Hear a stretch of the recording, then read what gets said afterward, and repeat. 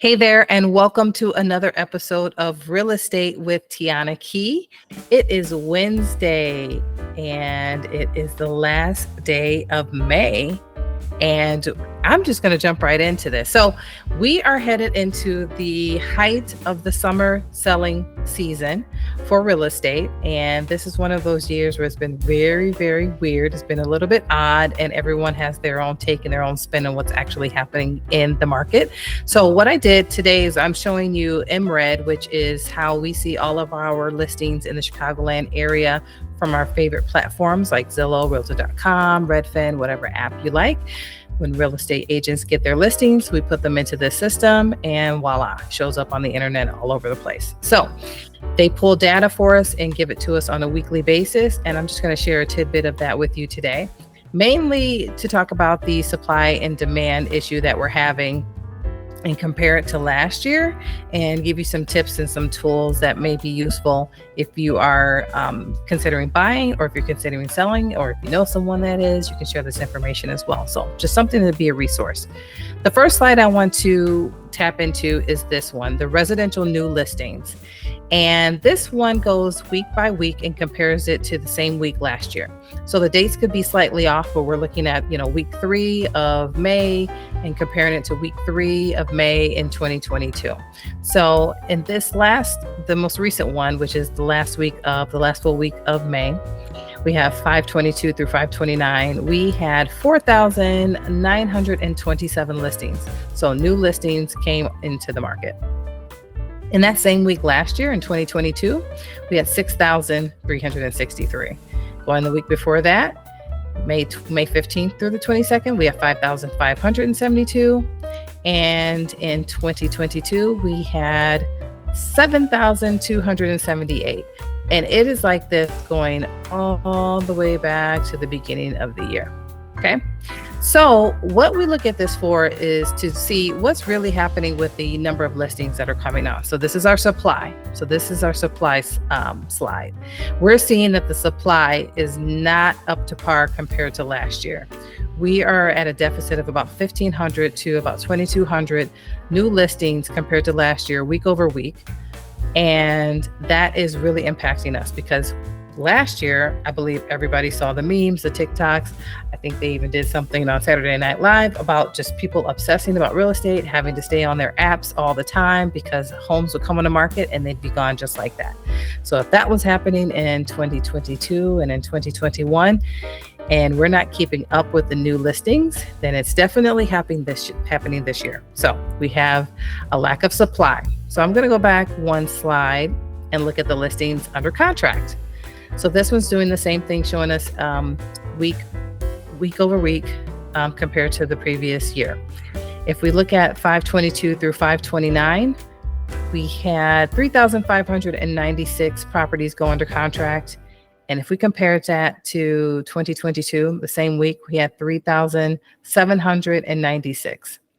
Looking at the week before that, 3,277 went under contract this year. And then that same week last year, 3,877.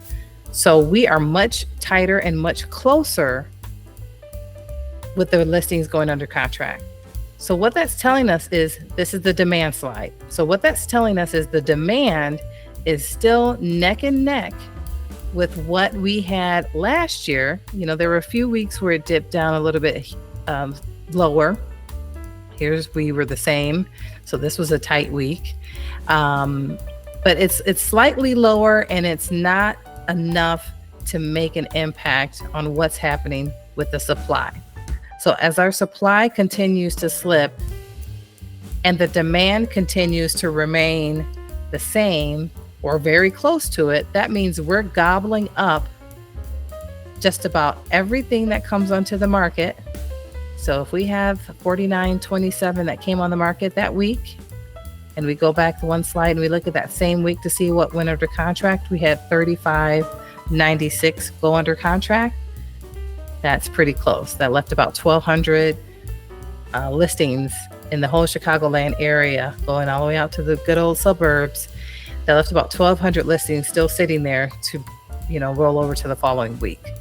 So that's what's happening in the market. Our supply is just not keeping up with the demand.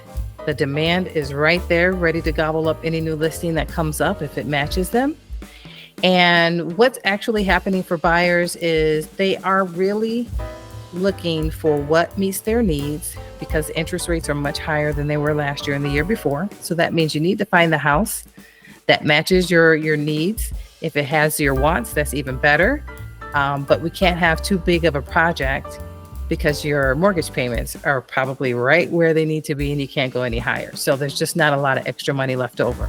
So for homes that aren't necessarily move-in ready, or they're outdated, or they need some work done to them, they need to be priced appropriately to make sure that they kind of have that same demand seeking them as well.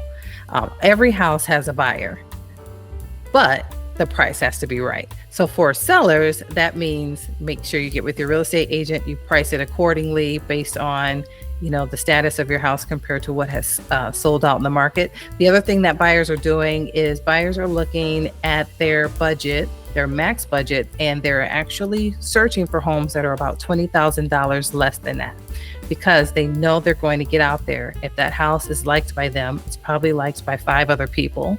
They'll need to go above asking and maybe throw in an appraisal gap waiver or something like that.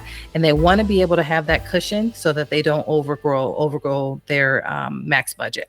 So if they have a max budget of 300,000, then that means the buyer might be putting their max search at about 280, so that they can go in and be competitive up against anyone else who may want that property. So keep that in mind as well. If you see a home that's selling in 290, you might want to go at 270, 275, whatever your agent says, based on the comps, so that you can pull in just as many offers so that the price goes up. Okay. For buyers out there, use that same technique. Start searching 15 to 20 grand below what your max budget is, so that you have room to compete. I'm seeing appraisal gap waivers, which means that, if the house was, the offer was 300,000, maybe the appraiser from the bank said, well, we are appraising it as a value of 290. So that's all the bank will cover. And the gap waiver is saying, no matter what, to the seller, I am going to pay the difference of $10,000. So that is happening out there. So make sure you talk to your agent about that and kind of budget for that. And as far as sellers, time on market, from the time that it's listed to the time that it goes under contract, on average in our area, it's about 14 days. So it's not on the market very long. It's actually shorter for the most part, but to, kind of gather all of the information for this area, we're looking at about a 14-day average. And then we're looking at about 30 to 45 days to close. Okay. It's definitely still a strong seller's market. Sellers can make their demands, but buyers are much choosier this year than they were last year due to the interest rates and their max budget. They do not want a project, and they want to make sure it fits and meets all of their needs. So if you have any questions about buying or selling in this market, I hope that you would reach out to me. I'd love to be a resource for you. You guys have a wonderful rest of your week, and I will talk to you soon.